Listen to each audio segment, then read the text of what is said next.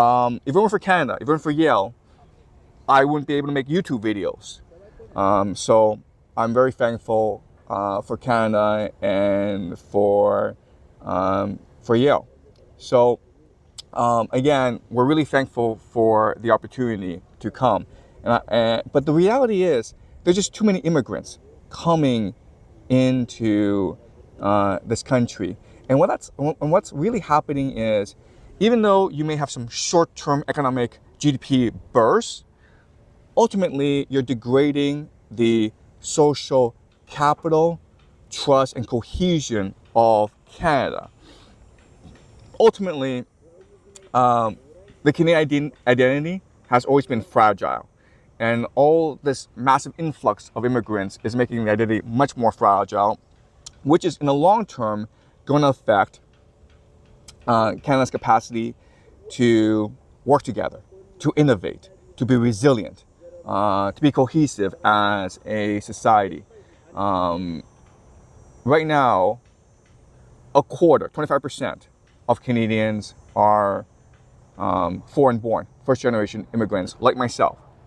So if there were ever a referendum and Canadians could choose whether or not to join the United States voluntarily, most of these immigrants would immediately say, let's join the United States because there are more economic opportunities. So in the long term, I don't see Canada staying together. I think Canada will ultimately be dismembered by the United States and be absorbed into the American empire in the next 20, 30 years. I don't think Canada right now can be a sustainable nation. Now, it's really easy to blame immigrants for all of this. And most Canadians do, in fact, blame immigrants because that's what they encounter every day. They encounter immigrants not being able to speak English, not following the rules, cutting in line. They watch the news and see immigrants committing crimes. They see immigrants, rich immigrants, buying up these expensive property and making life miserable for everyone. So it's really easy to blame the immigrants. But ultimately, we need to understand why this immigration is happening. And it's happening because of the baby boomers. The baby boomers want three things.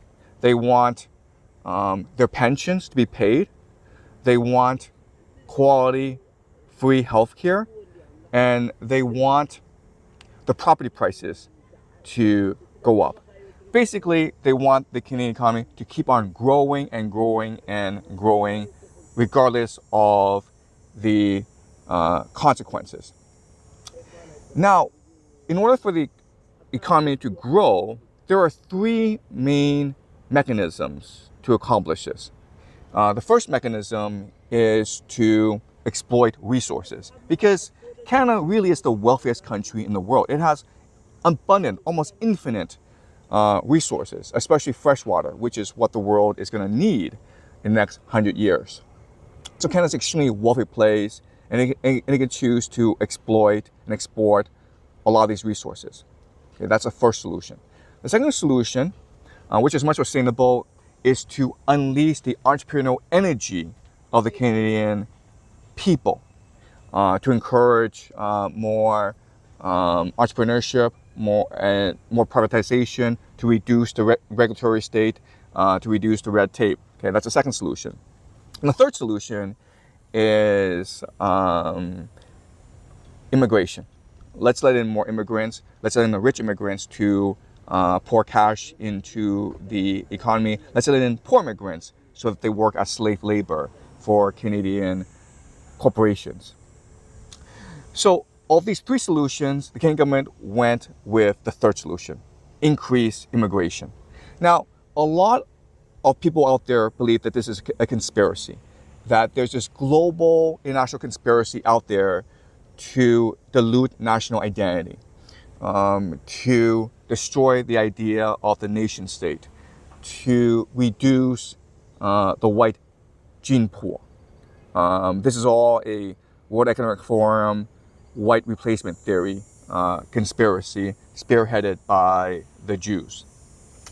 And quite honestly, if the people in charge were this smart, were this well organized, the world wouldn't be in the mess that it is today. You'd be surprised by how idiotic, by how incompetent the people in charge are. So let me explain to you why immigration is increasing, not just in Canada, but also throughout the Western world. Okay, so to understand this, we need to understand the framework of the Canadian nation. What does Canada exist and what does Canada do? Well, Canada has some certain unique characteristics. First of all, it's a vast nation with almost infinite wealth, surrounded by two oceans, the Pacific and the Atlantic. And so Canada does not have like natural predators as they would in Europe. Canadians grew up in a time of relative peace, safety, and security. The problem, though, is that Canada shares a border with the world's most powerful empire, with history's greatest empire, America. And so in order to prevent conflict between Canada and the United States, the last major conflict between Canada and the United States was the War of 1812. To prevent the conflict, there's almost an implicit agreement between the people of Canada and the people of America. Canadians, first and foremost, are not ambitious. If Canadians were ambitious, then Canada would be at war with America, and America would have absorbed Canada into the American empire a long time ago. So Canadians, the core characteristic of the Canadian identity is lack of ambition in order to maintain peace and stability with America. And if you're not ambitious, then you're not going to industrialize, which means that you're going to maintain and safeguard the environment. You'll use some of the environment, but you'll make sure it's self-sustaining. So in other words, Canada is almost like a resource bank for the American empire. The American empire, when it needs, can always draw on the infinite resources of Canada.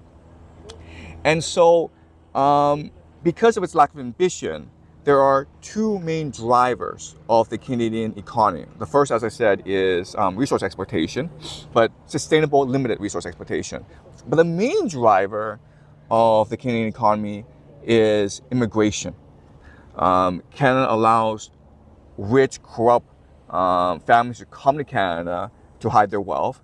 Canada also welcomes cheap labor, poor immigrants like my father, to come to Canada to do all the work so that Canadians can enjoy their life on drinking beer, drinking Molson's, a terrible beer, by the way, by the cottage. And because of this economic framework, three major religions have developed in Canada to sustain this economic framework. The first religion is environmentalism.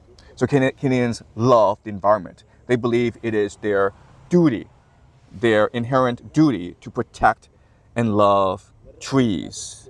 That's the first religion. Second religion is multiculturalism. The belief that diversity is good, mainly because white people love ethnic food. When white people think multiculturalism, they think ethnic restaurants, Mexican food, Chinatown, and so they love multiculturalism. But if immigrants become politically ambitious, like the Indians, no, you can't have that. So that's why Indians are so derided in Canada, because the Indians are actually politically active and effective. And but hey, if the Indians stick to making samosas every day, Canadians would love them. So in a multicultural society, what's really important is to be an open society and not have a distinct cultural identity. And this has created a lot of problems in Canada. It'll create further problems in Canada. And the third major religion is bureaucratism, right? Because if you don't have your own ethnic identity, if you don't have a core ambition, then you need a regulatory state, a bureaucracy, in order to maintain everything together. You need people to tell you what to do. And Canadians worship authority. Canadians are extremely obedient. Canadians believe experts know everything. Okay, so because of these three religions, there are three distinct characteristics about the Canadian individual. Okay, what are Canadians really good at?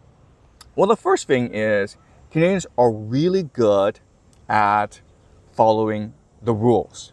From birth, Canadians believe that they must obey the rules. The worst thing that can happen is if they break a rule. Second thing that the Canadians really are really good at is being polite to other people, because in a multicultural society, you don't want to offend everyone. But I will say that I have noticed in my most recent trip back to Canada, Canadians are no longer so polite. They're much more passive aggressive than before because of the dire economic situation that Canada is in right now. And the third thing that Canadians are really good at, in fact, probably the best in the world at, is being mediocre. Okay, Canadians absolutely have no ambition. In fact, they hate ambition. I remember in high school, because I was poor and I wanted to go to Yale, I was extremely focused on grades. And so my teachers, the word they used for me is ambitious. I'm an ambitious individual. And that's essentially a curse word in Canada. But I will say this. Canada, I mean, if you can just conceptualize heaven on earth, it would be Canada, right? Extreme wealth, extremely generous government benefits. No one will go poor. No one will starve in Canada. No wars, just complete peace. It's almost heaven on earth. And here is an opportunity for people to achieve eudaimonia, right? Eudaimonia is the Greek term for flourishing. Here is opportunity for Canadians to contribute intellectually to the development of humanity, because they have the resources, they have the time, they have the security. No one else does. And so you would expect this tremendous outpouring of human creativity in Canada these past 50 years. In reality, Canadians have, for the past 50 years, chosen to shut off their brains. Okay? Canada is an extremely complacent nation. It's almost like everyone's on Prozac or something. This is Prozac nation. So Canadians are extremely mediocre. I think that after Canada becomes dismembered and joins the American Empire, maybe a generation afterwards, everyone's going to forget Canada ever existed, because Canada has made absolutely no contribution to the world. Canada doesn't really matter in the world, and Canadians are very happy to not matter in the world. So, so now we can understand, if your three religions are environmentalism, multiculturalism, and bureaucratism, well, then there's only one solution for you, right? Because you can't exploit resources because of your religion of environmentalism. You can't encourage entrepreneurship because of your religion of bureaucratism, right? You don't want to reduce the regulatory state. You don't want to promote individual initiative. So the only solution available to you is mass immigration. Okay? And again, a lot of it is just driven by the baby boomers.